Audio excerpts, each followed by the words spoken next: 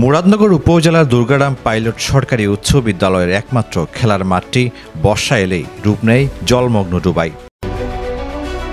কয়েকদিন আগে টানা বৃষ্টিতে মাঠ জুড়ে পানি জমে থাকায় ছাত্রছাত্রী ও ক্রীড়াপ্রেমীরা পড়েছেন চরম ভোগান্তিতে। অপরিকল্পিত ও অপর্যাপ্ত ড্রেনেজ ব্যবস্থা, মাঠে দীর্ঘদিন মাটি না ফেলা এবং পাশের বাজার ও লোকালয়ে পানি নিষ্কাশনের ব্যবস্থা না থাকায় মাঠটি প্রতি বর্ষায় অকেজো হয়ে পড়ে।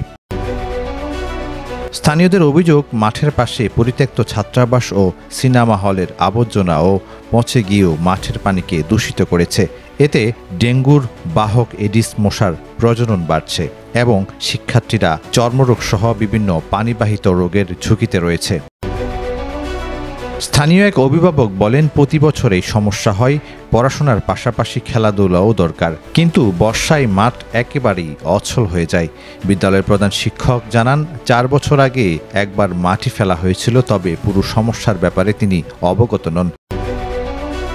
ইউনিয়ন পরিষদের চেয়ারম্যান কাজী তুপ্রিস এটন বলেন, শিশুদের মানসিক বিকাশে খেলার প্রয়োজনীয়তা অপরিসীম। বিদ্যালয় কর্তৃপক্ষের সঙ্গে সমন্বয় করে সমাধানের চেষ্টা করব।